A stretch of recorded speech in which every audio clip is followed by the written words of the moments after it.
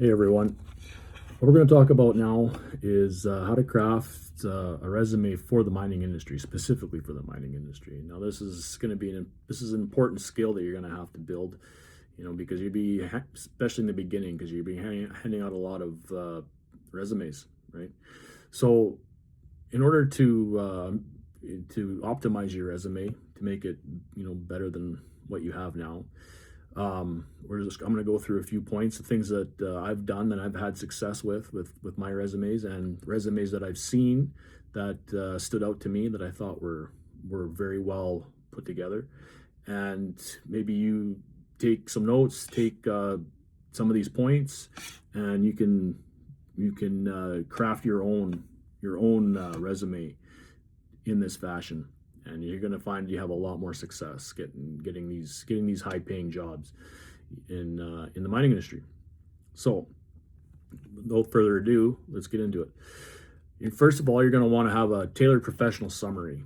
Now, you don't have to have an objective on it, but just open up your resume with just like 3 to 4 lines, just highlighting your value, like what separates you from everybody else, right? Like, what qualities do you have? What are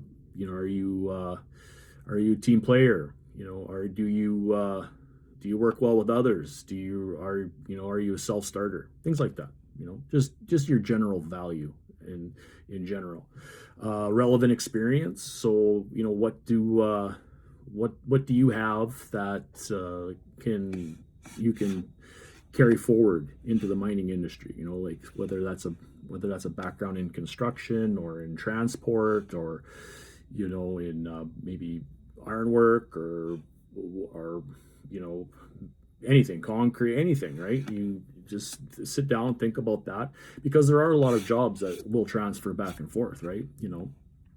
And so you're gonna and in your resume, you're going to break down your key skills. For example, if you're applying for a nipper's position, did you used to drive a flatbed truck, or do you know how to secure load on a flatbed truck? That's 90% of nipper's job is moving gear, right? So can you do that?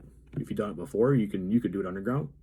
If you're a haul truck, were you driving a gravel truck before? Maybe you're working for the city. Maybe you work for sanitation, driving a garbage truck, whatever, right? Like that all transfers back and forth, right? Offsider, were you did you do rebar work? Were you a rod buster? Did you do any concrete work? Things like that. If you're handling rebar, you're handling rock bolts. It's similar. You're helping out the jumbo man, right? You got a pretty strong back, right? If you're trying to apply for a service miner's position, maybe you were installing pipe, working with a welder, working with pipe fitters. These are all skills that to include, so that you can give your bosses these ideas that you can just go into this job, and your learning curve is going to be a lot shorter than somebody who's green off the street, right? Okay, number 2 is having quantifiable achievements. Like, instead of saying things like I XYZ, I'm responsible for XYZ, try and include some kind of a metric in that. Like, say, use numbers, use percentages, dollar figures. For example, say, instead of saying XYZ, I was responsible for this, say I was able to slash time completion on these certain tasks by 40%. That sticks out on a resume. Like, okay, that's he had some great ideas. He brought forth some great ideas, and it saved the company he was working for at that time a lot of time and money. We could use a guy like that. So use numbers. It gives us pictures in our head. We can work with that, right? Number 3, you're gonna have it be ATS optimized. So basically, you want to use certain keywords. So the easiest way to do this really is look at the job posting and use those words, mirror those words. Those are key words. Because the biggest trick, especially nowadays with Indeed, is you just got to get through to a human, right? A lot of these resumes are screened. If they don't have the keywords in them, they get screened off right away. So, you've been sending, dozens of resumes, and you're not getting any bites, you're not getting any replies. But it's not because it's not good. It's just because you haven't optimized it. No one's even read it. Maybe if your employer that had actually read it with it, like physically read it, you probably would have had a good chance. So do that. Go through the job posting and use those words. And you'll get through that algorithm, and you can get to somebody who can actually read it. And with that being said, also use industry specific terms. Say use the word jumbo or shotcrete or scoop tram, stope, raise, things like that. Use specific mining terms, and that also goes a long way. That'll get you through. Number 4, you want to balance hard skills and soft skills. So like if you're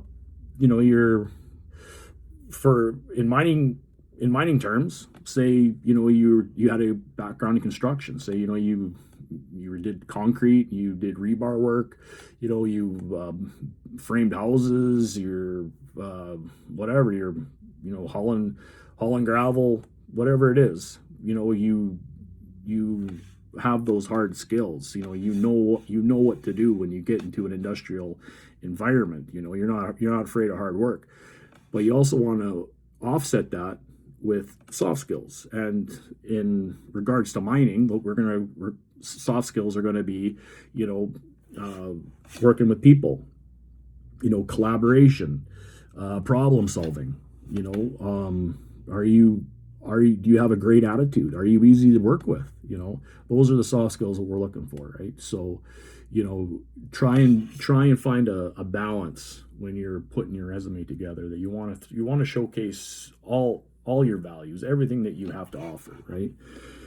Number 5 is make sure your resume is clean and easily scannable. You don't want to have a bunch of jarbled words and paragraphs. Try to keep things in columns, and it's easily scannable. They can include all your your name, your contacts information, everything in the top third. So it stands out right away. They know right away who it is that they're dealing with here. And also, include your LinkedIn up top. I'll get into LinkedIn in a minute, but make sure that your LinkedIn is visible. Okay. Number 6, take out anything that's non-relevant to your resume. Like, for example, what you did in high school, or like, I'm sure you have a resume. Your resume that you've been using now for a few years is kind of dated, right? So there's things in there that you don't need, and for that kind of stuff, you can get it out. Like, whatever. If you have like, old addresses, or, even photos that you just, clean it all up, get rid of it, and only have the things that are specifically relevant to mining. All right.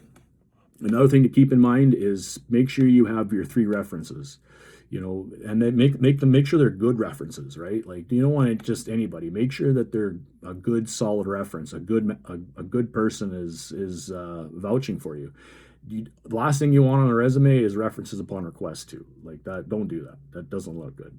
It makes it seem like you're not trying hard enough. So get those references on there. And then number 7 and last is LinkedIn. Now, I want to really drive this home, is that LinkedIn is so important. In the past, 5 years especially, LinkedIn has been a huge asset for me. I have great contacts on there, and if I have an inquiry about something, a job somewhere, I can go on LinkedIn, and you can talk directly to whoever you need. Now, if you don't have LinkedIn, do it today. Get your LinkedIn going. If you already have LinkedIn, start building it up. Get a good, get at least to the 500 networking goal, right? Get beyond that. You want as many links as possible, and make sure that they're all in the mining industry. We're trying to become miner here. Like, make sure that they're all mining related. And believe me, before you know it, you're going to have a great network of people that you can call upon, and that can help you out if you're looking for work, right? And so, that's the main thing. Um, yeah, just very, very important. Get the LinkedIn going. Anyway, those are the 7 points that I use when I put my resume together, and when I help other people put their resume together, and the things I've noticed that have helped guys get hired on their resume, and I thought were great resumes. All right, keep that in mind. Thank you. Bye.